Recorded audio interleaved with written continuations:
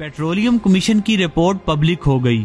आपको याद होगा जून 2020 में मुल्क में पेट्रोल बहरान पैदा हुआ। तब chief justice Lahore high court Mohammad Qasim Khan ने आज खुद नोटिस लिया। जज साहब के हुक्म पर additional DG FIA Abu Bakar Khudabakhsh, DG anti corruption Punjab Gohar Nafees समेत 5 रुकनी पेट्रोलियम कमीशन बना। पेट्रोलियम कमीशन ने 168 सफाती रिपोर्ट चीफ जस्टिस को पेश की और जस्टिस साहब के हुक्म पर यह रिपोर्ट पब्लिक कर दी गई। ये रिपोर्ट क्या है? नोहा है हमारी मिसमैनेजमेंट का, मर्सिया है हमारी लूटमार का, ताजियाना है हमारी नाअहलियों नालायकियों का। रिपोर्ट के मुताबिक oil and gas regulatory authority 2002 में बनी, मगर उसे चलाने के लिए कवानीन नाफिज हुए 2016 में, यानी 14 साल एड हॉक आर्जी हुक्मनामों से काम चलाया जाता रहा। कमीशन रिपोर्ट के मुताबिक ओगरा कवानीन के तहत कोई भी ऑयल कंपनी जखीरा बनाए बगैर काम नहीं कर सकती, मगर हमारी 25 ऑयल कंपनियों के पास ऑयल जखीरा ही नहीं। तेल बहरान की वजह ये थी कि ऑयल कंपनियों ने हंगामी सूरत हाल के लिए 20 दिन का तेल जखीरा रखना था, जो नहीं रखा गया। जब तेल की कीमतें नीचे आ रही थी, सब कंपनियां इसी चक्कर में थीं कि जब कीमतें जमीन पर आ गिरेंगी तब तेल खरीदेंगे, और ऐसा ना हो सका। जब तेल की कीमतें ऊपर जाने लगी तो PSO के अलावा तमाम कंपनियों ने जखीरा अंदोजी करके तेल बहरान पैदा कर दिया।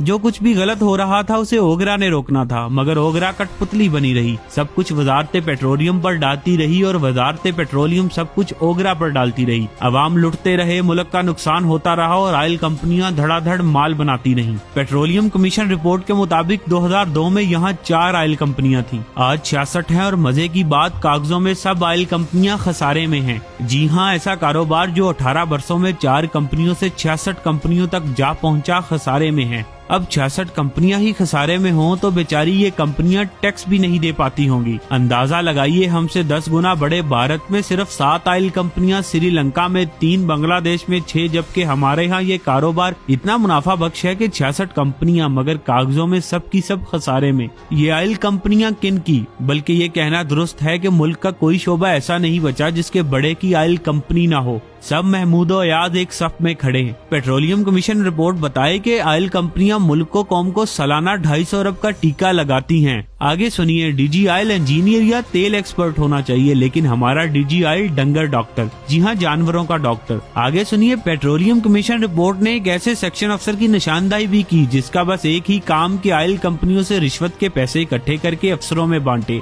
आगे सुनिए, सिंध के बादशाह की ऑयल कंपनियों की 23 अरब की हेरा फेरी पकड़ी गई। केस नैब के पास आया। पता है नैब में ये कंपनियां कितने में छूट गईं? 1.25 अरब देकर। 23 अरब का केस प्ली बार्गेनिंग में 1.25 अरब में हुआ। इस मुल्क को कैसे चूना लगाया जाता है, उसकी एक नन्ही मुन्नी सी मिसाल हाजिर खिदमत। 15 जून को जहाज 60,000 मेट्रिक टन तेल लेकर पोर्ट कासिम बंदरगाह कराची पर आया। इसी दौरान पता चला कि तेल की कीमतें बढ़ने वाली हैं। जहाज को एक साइड पर खड़ा कर दिया गया। 27 जून को जब तेल फी लीटर 20 रुपए बढ़ा तो अगले दिन 15 दिन से साइड पर खड़ा जहाज कागजों में ऑफलोड हुआ और पुरानी कीमतों पर आए जहाज का तेल जब नई कीमतों पर फरोख्त हुआ तो उस एक जहाज से मुनाफा कमाने वालों ने 2 अरब रुपए का इजाफी मुनाफा कमाया। परेशान ना हो, ऐसी कार्रवाइयां आए रोज डाली जाती रहीं। पेट्रोलियम कमीशन रिपोर्ट बताए कि एक तरफ अवाम तक तेल की सप्लाई 44% तक कम हो गई थी, मगर तेल कंपनियों ने कागजों में अपनी तेल की सेल को ज्यादा से ज्यादा जाहिर किया। मसलन लॉकडाउन के सबब खैबर पख्तूनख्वा के जिला दीर में सियाहत समेत सब काम ठप पड़े हुए थे। तब कागजों में वहाँ पेट्रोलियम खपत रिकॉर्ड की गई।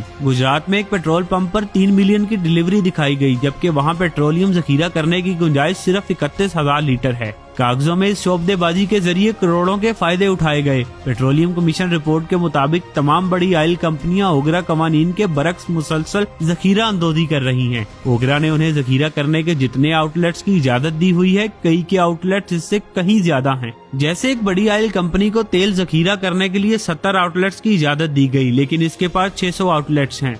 रिपोर्ट के मुताबिक तेल की तरसील के लिए इस्तेमाल होने वाले ऑयल टैंकर्स के पास Q कैटेगरी का लाइसेंस होना चाहिए, मगर एक भी ऑयल टैंकर्स के पास ये लाइसेंस नहीं। 168 सिफाती रिपोर्ट के ये चंद टोटे। रिपोर्ट पढ़ें, दिल टोटे टोटे हो जाए। कैसा मुल्क, इट पुटो थलो एक नवी करप्शन कहानी। अब यहाँ वही ईमानदार रह गया है जिसे मौका नहीं मिला। अभी तंबाकू माफिया पूरी तरह बेनकाब नहीं हो पाया। दवाइयों वाले घपलाबाजों को सजाएं नहीं मिल पाई। आटा गंदम वालों पर हाथ नहीं डाला जा सका। चीनी स्कैंडल में 2-4 पर्चों के अलावा कुछ भी नहीं हो पाया कि ये पेट्रोलियम कमीशन रिपोर्ट आ गई।